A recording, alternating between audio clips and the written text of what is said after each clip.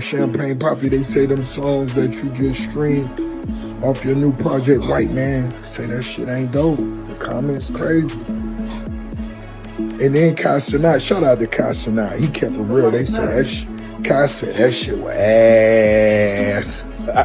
The moment those 3 albums hit streaming platforms, the culture froze. Not because Drake dropped music. Drake always drops music. But because this didn't feel like music. It felt like retaliation. Cold, calculated retaliation. 3 albums, 43 songs, no warning, no promo rollout, no mercy. And suddenly every rapper, athlete, producer, and celebrity who ever crossed paths with Drake during the Kendrick Lamar war started hearing their names buried inside bars that sounded less like rap lyrics and more like personal surveillance notes. People thought the 2024 Kendrick situation broke Drake mentally. People thought he went quiet because he lost.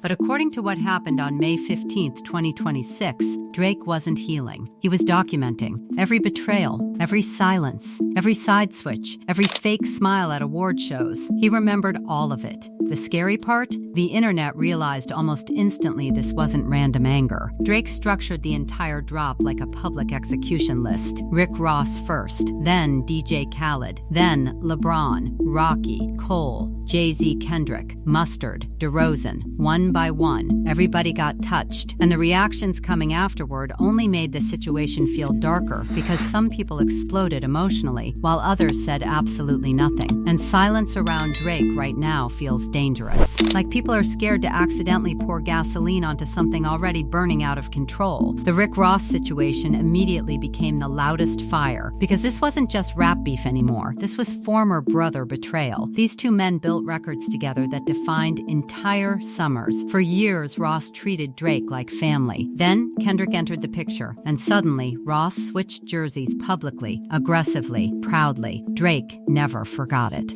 So when he dropped that I was aiding Ross with streams before Adon Ross had ever streamed line, the internet exploded because the disrespect was layered perfectly. Drake basically implied Ross's relevance existed because Drake carried him. Career support disguised as friendship, and Ross completely lost it. Within hours, he was already on Instagram screaming that Drake was washed, calling the albums mid, mocking fans defending him, and pushing his own June album like it was a funeral announcement waiting to happen. But people noticed something deeper underneath Ross's reaction. He sounded emotional, too emotional, like the bar hit closer than he wanted people to believe. Then, Drake pivoted toward DJ Khaled, and suddenly the atmosphere changed from competitive to uncomfortable. Because Drake didn't just insult Khaled musically, he questioned his loyalty publicly during the Kendrick war. That You Went Halal and Got on Your Dean line had social media arguing for hours because Drake basically accused Khaled of disappearing when loyalty was tested. That's not just rap talk, that's personal disappointment.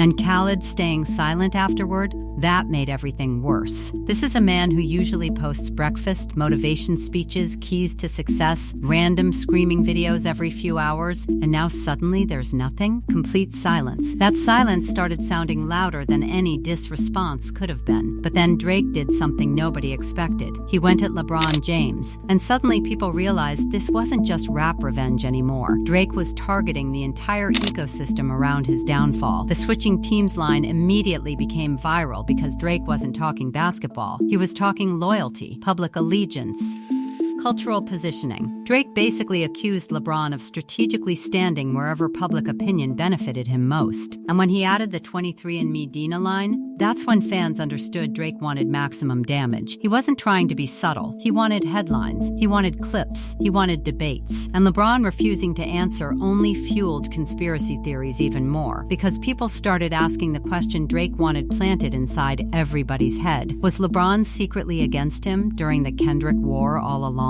And then came the most uncomfortable part of the entire album, A$AP Rocky, because everybody knows Rihanna is the ghost standing silently in the middle of this war. Drake never fully got over Rihanna. The internet knows it. The fans know it. Rocky definitely knows it. So when Drake started throwing bars about Rihanna not posting Rocky's single, people instantly realized this wasn't rap competition anymore. This was emotional warfare disguised as music. Drake weaponized social media behavior like it was evidence in court. Think about how petty and calculated that is. He noticed whether Rihanna reposted her own man's music. That means Drake was watching, paying attention, studying details. And when he spelled out that direct insult toward Rocky letter by letter on the album, it didn't even sound like a diss anymore. It sounded personal, deeply personal, the type of resentment somebody carries for years while pretending publicly that everything is cool. Rocky staying silent afterward only added more tension because now fans are waiting for the one thing nobody can predict: Rihanna's reaction. Because if Rihanna enters this situation even accidentally, the entire internet explodes overnight. But Drake wasn't finished exposing people he believed abandoned him. Then he turned toward J. Cole, and this part felt colder than loud aggression because Drake attacked Cole's character instead of his talent. Everybody remembers how Cole stepped away during the Kendrick War after briefly entering it. At the time, some fans respected it as maturity. Others called it surrender. Drake clearly falls into the second category. Those married rapper bars sounded like Drake mocking Cole for choosing peace while he himself stayed inside the battlefield taking direct hits publicly. And what made the bars sting harder was the contrast Drake kept repeating. I stayed, you stepped away. That became the entire emotional theme behind Drake's attacks throughout the album. He keeps painting himself as the only person willing to bleed publicly while everyone else protected themselves politically. And whether people agree with Drake or not, that angle is working because fans are now revisiting every old interview, every public appearance, every awkward silence from 2024, searching for proof Drake might have been secretly keeping score the entire time.